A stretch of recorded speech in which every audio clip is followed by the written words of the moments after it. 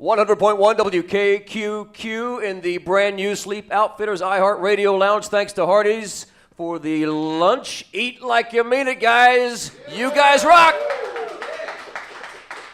Welcome to our live studio performance here, our second one. Haywood Banks was a month ago, and now I want you to give it up for the Broken Lizard guys. Thanks to Comedy Off-Broadway, appearing 2 shows tonight, 2 shows tomorrow. Come on up, Kevin Heffernan, Steve Lemmy. You might know them as Mac and Farva. Yeah, what's up? Hi, right. everybody. Hello. Woo! Thank you all for coming out today. Where do you guys want to start, man? I mean, we can go back and talk about Colgate University. We can talk about the days when you guys used to party with naked chicks. And I mean, those are the good old days. Those days haven't passed, have they? No, they're just starting. Okay, cool. I think everybody really, I mean, we could talk about Super Troopers and the Slammin' Salmon, but I think everybody wants to know where you're going to be partying after the Comedy Off-Broadway shows. Well, we don't know where to go. We need a tour guide. You need a tour guide? Well, guess what? You're the guy? You're looking at him. Okay. Yeah. Cirillas. You saw that, huh? Oh, yeah. Yeah, How can yeah. you miss it? There's billboards everywhere. Kind of hard to miss the Cirillas. We came up with a tagline for Cirillas. Wouldn't that is? That would be Cirilla to fulfilla. Like a gorilla. Oh, nice. I wasn't expecting the last part. No, nobody is. So we're thinking we're going to go pitch, Mr. Cirilla the idea, but we want to do it blind. We're going to say, we got a great idea for you, pay, and then we'll tell you what the idea is. Right. And then we'll hit him with that. And you guys could do the endorsement deals, too. I mean, all the vibrators. Can imagine all the toys and things that you could. Yeah, maybe I could put some lingerie on. Sure. Maybe. You would look good in lingerie, Kevin. Right. Not Thank saying you. that you haven't been Thank wearing you. it. Yeah. Thank you. Yeah. Lingerie for her. It would, Oh. You'd be you'd be wearing it and be like, for her. right. Have you been keeping up to date with the body shaving thing that you guys have been into? He shaved his body recently. Really? Yeah. Just for film or just for fantasy? Yeah. Or for you? Both.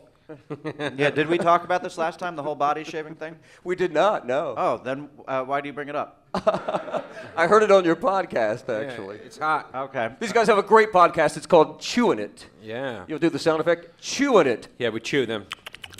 Make like that. It's not all chewing. That's It is not. The whole thing. we do it for about like 5 seconds, and then we have guests on. Yeah, but we did a web series and where Lemmy had to get fully tattooed, his whole body.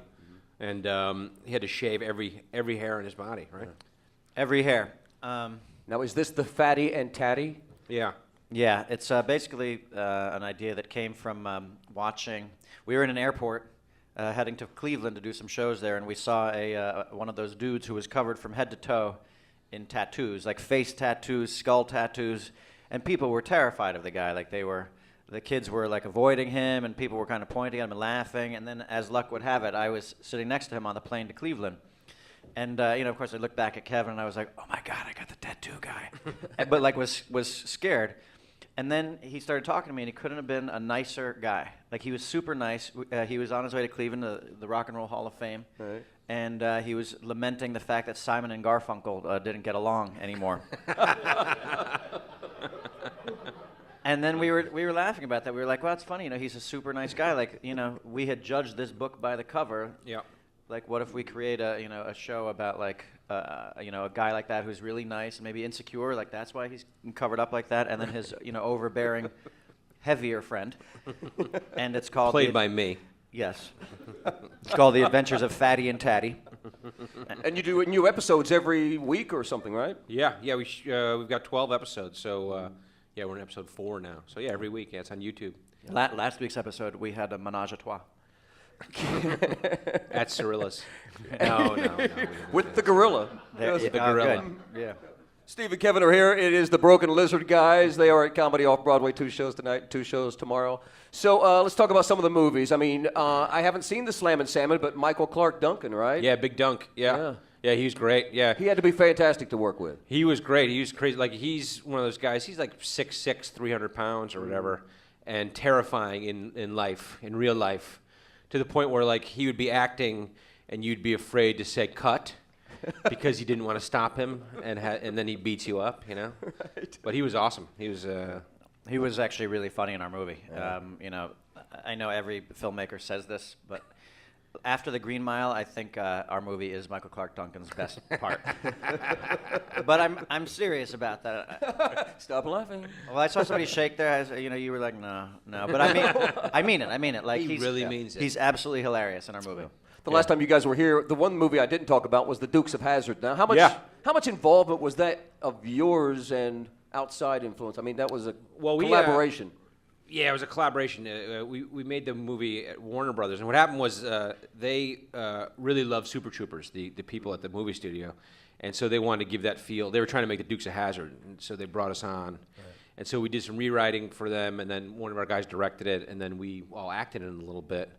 But that was a blast. I mean, to go around, like we walked into a garage, and there are like 40 General Lees lined up, and you knew they were all going to get crashed in the next like 3 days, you know? It was a blast to do that movie. I think Kid Rock has one of those now. Does he? Did he buy one? I think he bought one of them. Yeah. Yeah, I think the director Jay Chandrasekhar tried to buy one, and then he was going to drive around L.A. But it would look weird for like an Indian dude driving the General Lee around. Probably, I don't know. Jay is one of the other broken lizards. Yeah, he's one of the other guys. How many broken lizards altogether now? There's 5 of us. Yeah. Yeah. It's been that way since the beginning, then. Actually, there were 14 at the beginning. Oh wow. There were, yeah. Was that they when you were the off. charred goose, or? Yeah, we were. Yeah, in college. Charred Goose Beak. Yeah. Charred Goose Beak was college, and there were 14 to 15 of us. Yeah. And then Broken Lizard was New York. That was probably like 9 people. Yeah. 9. Crammed in a little backstage area in like a cabaret club in New York City. Right. The Broken Lizard comedy guys are here. They're at Comedy Off Broadway. We are in the new Sleep Outfitters iHeartRadio Lounge. Guys, thanks for coming by. So that's what my opening point was. You started at Colgate University. Yeah. And did you guys know each other before then, or did any of the Broken Lizards know each other, or did it just kind of happen in the fraternity? No, we some of us knew each other. Like I didn't know Steve, and I had met him in kind of I didn't like him. He hated me. I hated the guy. He didn't want me. I was younger than him. He didn't want me in the fraternity, and then I got in, and then he didn't want me in the comedy group, and I got in. Yeah. So Kevin, why? Well, why the hate? what happened was that we went to school together up in upstate New York. It was pretty cold, and you'd have these parties at the fraternity house, you know. And so people would come down, they'd throw their coats on the floor of the fraternity house, and then party or whatever. And so one night I went to get my coat, and to go home, and my coat wasn't there. Right? It turns out someone stole my coat, right? And I was like, oh man, someone stole my winter coat, and it's freezing. So I went like 2 weeks without a winter coat. And then one night I'm at another party there, and there's my coat. I found it. My coat's sitting right there on the floor. I was like, awesome. So I pick it up, and the thief, You cradle it. I made love to it. Right. The thief who had stolen my coat had left his college ID in the pocket of the coat. Yeah. Classic. And I pulled it out, and it said Steve Lemmy was the person who had stolen my coat. So I went looking for him. I went to go find him. I was like, hey, man. Found him on the dance floor. He was dancing out there like the Tone Loc or got whatever. the moves. You know? Funky Cold Medina. Had he moved on to someone else's coat at this point? Was he? No, I mean, he just, I don't know, he just abandoned it or whatever. I guess I forgot where I stole it and brought it back. And I was like, hey, man, you stole my coat. Right. He said, no, I don't. No, I didn't. I said, yeah, you did. I found your ID in it. And he goes, oh, my God, the same guy who stole your coat must have been the guy who stole my college ID. Genius. I was thinking. Clearly a thinker. Yeah. I was thinking. But that was the thing. It's like I had forgotten. You know, what would happen is I was a freshman, they had us up on this thing called Cardiac Hill, which was a really steep hill. And in the winter, I mean, it was a tough walk up there, and it was cold. And if there was a change in weather and you weren't prepared, you needed to steal a coat. But I didn't think I was going to be stealing from a brother of the fraternity I wanted to get into, because what kind of a dumbass brother lives in a house and leaves his coat right downstairs for someone to take? So I took the coat. I guess I forgot it. But the nice thing is, when I found the coat in the first place, first of all, it was an overcoat. It was his overcoat. I put it on. It wrapped around me 3 times. I was like, oh my God, this is exactly what I need to make it up the hill. And then I reached my hand in my pocket. There was a jumbo Snickers bar in the pocket. That coat was coming home. Stands to reason, right? Needless to say, I did not want him to be in the group, but I was overridden. Right. So he was it. Well, Now here we are. Yeah. Drove from Chicago to Lexington last night. 7 hours in a car. Let's talk about that for a second. You guys had a flight scheduled from Chicago and nothing. Yeah. We were supposed canceled, to fly into Lexington yesterday, and I guess, I don't know, there was There better have been tornadoes here or something because they canceled all the flights. There was nothing here last night, was there? Just a little bit of I don't know rain? if there was. That's right. I know. No, in fact, we actually did a TV talk show interview earlier this morning, and we asked the weatherman. We were like, "Why were all the flights canceled?" Right, And no. any rain? He's like, "I got nothing. Nothing." So yeah, but like, and by the way, you've opened a can of worms because I'm so mad about what happened. We just got our luggage an hour ago, Yeah. and our show was canceled last night because like what happened is they rescheduled us then on a flight from Chicago to Louisville, Kentucky, and we were going to drive and try to get to the show at like 8 o'clock. And after about an hour, that they told us that flight was delayed 2 more hours. And so now we weren't going to get in until way later. Right. And then after a couple more hours, they just canceled that flight. And so it was 5 o'clock. We were in Chicago O'Hare Airport, no flights, and we're like, all right, screw it, we're going to drive. And we did. And then there was a line, an hour wait at the goddamn rental car place. And we didn't get here till Wow. 3:30 in the morning and no bags. Wow. I've You're been tired. Well, you know, Jordan, the owner of Comedy Off Broadway, is worried that I'm going to start talking about this on stage because I'm so angry about it. I'm done. Steve Levy and Kevin Heffernan, the Broken Lizard guys, are here. Sorry about all the inconveniences. But you didn't have to cancel this show. No, we made it. We made it. The free one always goes on, right? You mean this one? We didn't know that there was going to be Hardee's here. And Well, see there. it was delicious. We walked in and you were like, hey, there's Mindy from Hardee's. I know. Right. Which just has a nice ring to it, Mindy from Hardee's. Right. Sure. Now I'm all Logie. I ate like 500 chicken tenders over there, man. But Logie, in a good way. Yeah, in a good way. In a Yeah. good Hardee's way. I know. Full. A Yeah. lot better than finding an old Snickers bar in your overcoat. It is. It absolutely is. You know, I'm not going to say anything against Hardee's, but like, that was a pretty good moment in my life. Yeah. That Snickers bar? That Snickers bar Best was Snickers bar tasty. you ever had. Yeah. Yeah. It's just like the TV commercial, right? You might be able to get an endorsement deal out of those guys as I well. know. You know? I know. That's a good idea. Snickers. What's the tagline for the Snickers commercial? Satisfies? Satisfies, right? Yeah. There you are, bound There up you go. 3 times in the overcoat. Oh yeah, like Eating a it's Snickers. like a burrito. like human burrito. I With turned a myself. live studio audience here in the Sleep Outfitters iHeartRadio Lounge.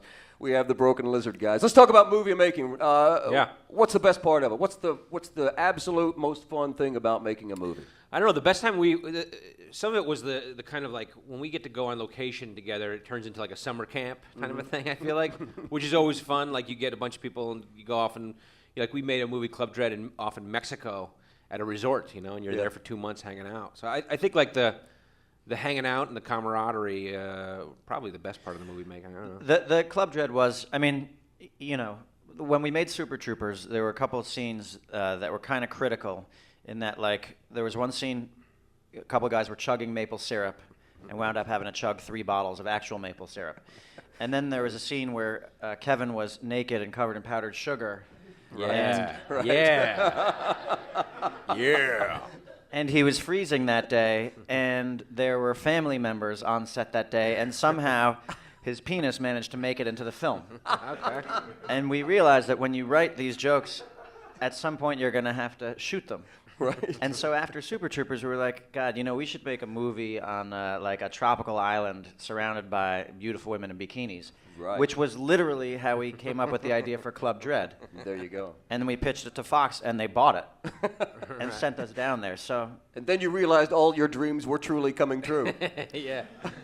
yeah, pretty So what- much. Yeah. So what's the next movie then? Where do you go from that? I don't know. Well, now we actually just signed the deal 2 weeks ago for Super Troopers 2. So it's done. It's going to happen. Yeah. Yeah. Yeah? Yeah. Outstanding. Yeah, no, we're pretty fired up. It's been like a 2-year negotiation, and there was some legal stuff Yep. going back and all forth. cleared up now. Notice I keep looking at Kevin just to make sure I'm saying the right thing. I support you. I support you. Yeah, what we you're got saying. you in the middle mic here, so you Well, no, stiff because neck tonight, right? Kevin is a lawyer in 2 states, believe it or not. Oh, yeah? Yeah, he has passed the bar in New York and Connecticut. I talk about it all the time. Right. And so when I'm talking law, I like to Right, look- contracts, you look at me. Yeah, like, right? Yeah, That's yeah, a good sure, legal yes. jargon. Yep. Legal back and forth. Yeah, but it's Super Troopers 2 is happening. Oh, look how he got us back on track. Yeah. So that's an exclusive for the Dead Air Dennis radio show, Yes, right? yes. Just go ahead and say nobody in the world knows this until right You now. heard it here first, folks. There you go. It's like Trent Richardson getting Deal is traded. signed.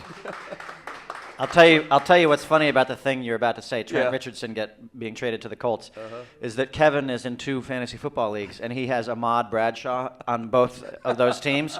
Colts and he running was all back. like, "Yeah, what?" Like when Vic Ballard went down for the season, he's rejoicing. He's like, "I got the starting running back for the mother." And then like yesterday, he was mad all day. Not so happy. No, that's okay. Though. As mad as I was about the whole, rental car air flight thing. Like he's, goddamn Cleveland Browns. Why would they make that trade? Why would they make that trade? Who knows? Could have built a team around that young 23-year-old stud running back. Stud. Don't get me started on this. Right, okay. Don't get him Fantasy started on football players here in the studio, yeah. Yeah. It's WKQQ. We are live with the Broken Lizard guys. What's the worst part of making a movie? I think it's probably the reason why we're doing stand-up is like it's a long time from telling a joke to showing the joke to an audience. But like the difference for stand-up, you don't have the problem. You write a joke today and go do it. But that's always, to me, like it's really a long time. It's a long process, And then also when you do, like you can't go back and redo that joke. It's just here it is, and if they laugh, they laugh. If they don't, they don't. Whereas stand-up comedy, you can just keep working on it and keep coming back. Refining it a little bit? During the films? Oh, we fight all the time. You said refining it, yeah. Oh, refining Refining and fighting. Yeah, we refine it. But we More often than not, just refinancing, right? Yeah. Yeah. No, but I mean, really, like in the editing room, you get in there and you're up till 4 o'clock in the morning, and you're literally arguing over like words, and which is funnier, which is the funnier fraction, 7/8 or 4/5. And it's like, well, I know my way is funny, and yours isn't. Right. And the other guy's like, well, I know my way is funny, and I'm right, and you're wrong. And then how do you resolve that situation? Right. So then how does it resolve itself? Fist fights. Just Right. Fist fights. So that's where the fighting comes in. Yeah, a lot of brawls. Yeah. What about Beer Fest 2? Did we ever get that? Yeah. We made a joke at the end of Beer Fest about this movie Pot Fest, coming soon, Pot Fest. Right.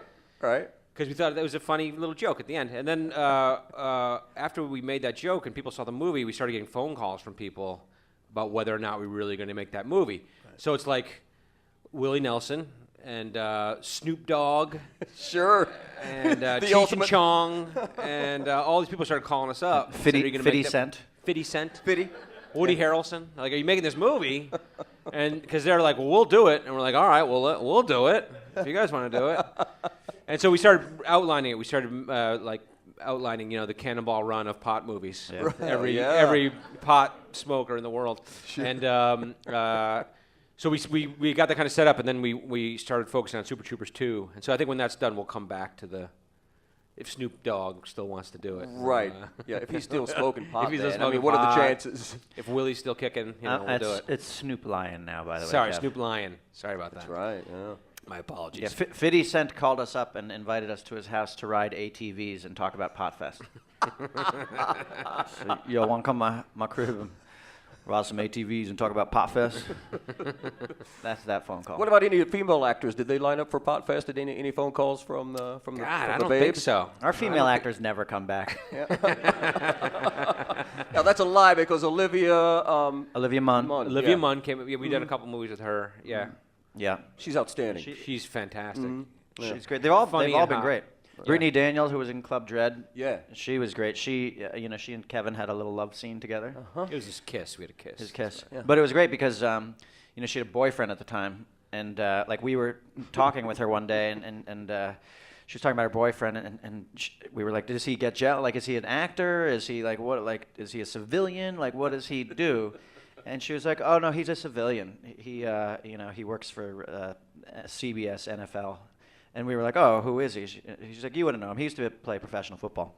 And we were like, well, try us. Who is he? And she goes, Marcus Allen?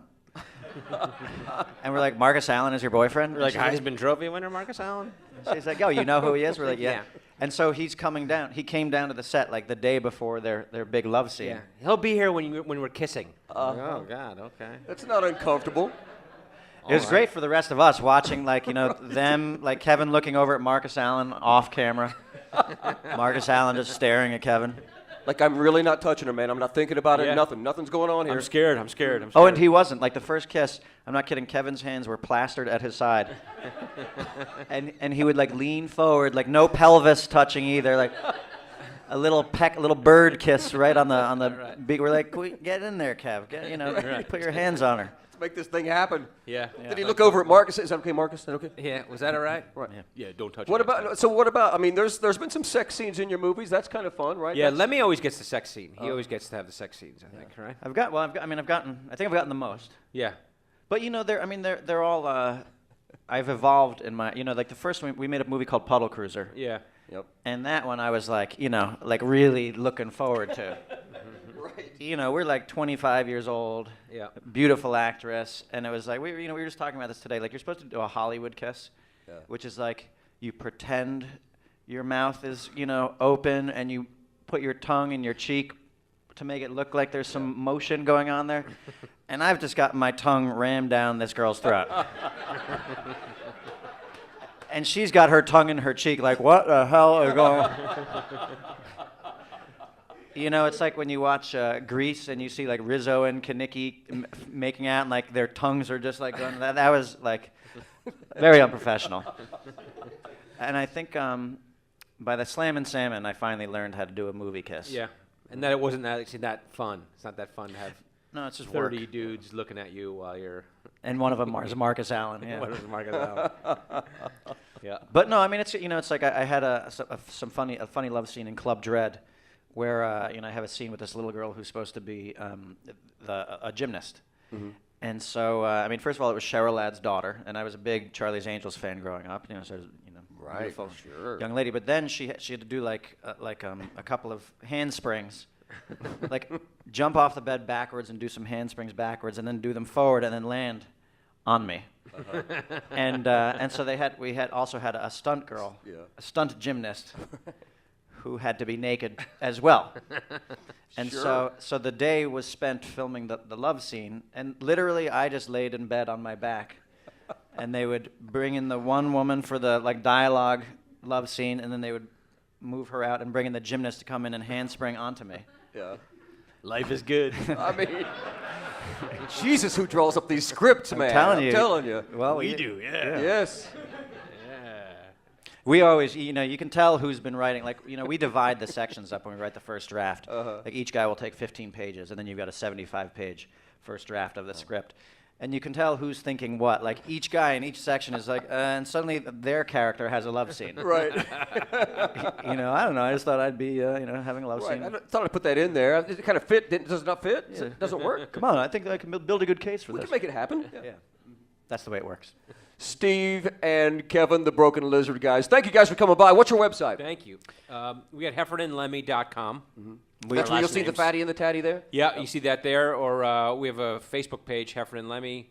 We both are on Twitter. I'm at Heffernan Rules, and Steve is at Steve Lemmy. Mm-hmm. We've got Instagram, Heffernan Lemmy. Heffernan Lemmy. We got it all, man. Wow. Yeah. Social media covered. We have the show Chewing It on iTunes and Nerdist. That's the podcast. And then our last comedy special just came out on Netflix, Fat Man Little Boy. It's streaming exclusively on Netflix. Outstanding. Well, thank you, guys. Thanks. Thank you, man. Thank you. Live from the Thanks, everybody. Sleep Outfitters Thank you, iHeartRadio Hardee's. Lounge. Thank you, Hardee's. Thank you, Hardee's. Hardee's, we're expecting our Potfest sponsorship. Thank you. Potfest by Hardee's. This is WKQQ.